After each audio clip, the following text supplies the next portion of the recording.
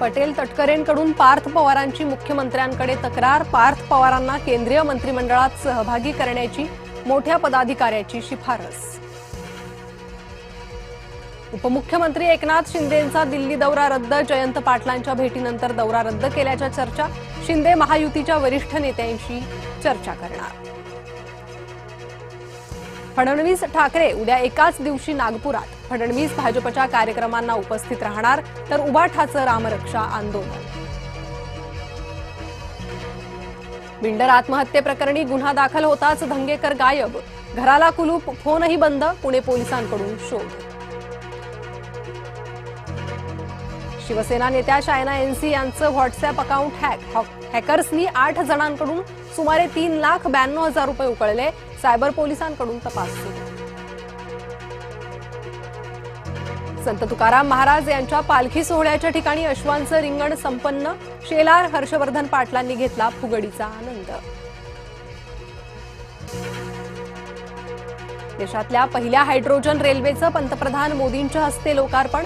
हरियाणातल्या जिंद ते सोनीपत दरम्यान सेवा। लोकलमधील प्रवाशांच्या सुरक्षेचा मुद्दा पुन्हा ऐरणीवर। लोकलमध्ये एक व्यक्ती नशा करत असल्याचा व्हिडिओ समोर। हार्बर मार्गावरील धक्कादायक प्रकार।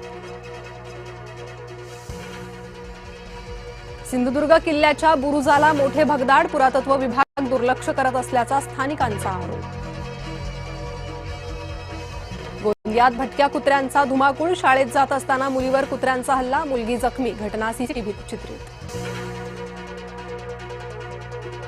अर्नाळ्याच्या समुद्रात 2 अल्पवयीन मुलं बुडाली। एकाचा मृतदेह 24 तासांनंतर सापडला। दुसऱ्या मुलाचा शोध सुरू। आषाढी आधी पावसाचा अंदाज। 22 जुलैपासून मान्सून पुन्हा सक्रिय होणार। आता आशा बंगालच्या उपसागराकडून। महेश ट्युटोरियल्सच्या देशभरातल्या शाखा अचानक बंद। हजारो विद्यार्थी संकटात, पालक संभ्रमात। कंपनी दिवाळखोरीत निघाल्याचं जाहीर।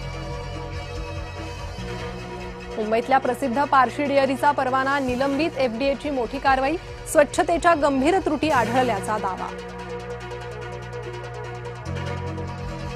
कमी दरामुळे नाफेडच्या कांदा खरेदीला अल्प प्रतिसाद। 2 महिन्यात केवळ 19,400 मेट्रिक टन कांद्याची खरेदी।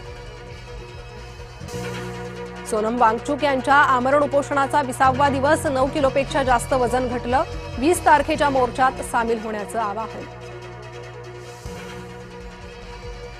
आखातात पुन्हा युद्ध पेटलं। अमेरिकेचे उत्तर इराणवर क्षेपणास्त्र हल्ले। इराणकडून शेजारी देश लक्ष्य।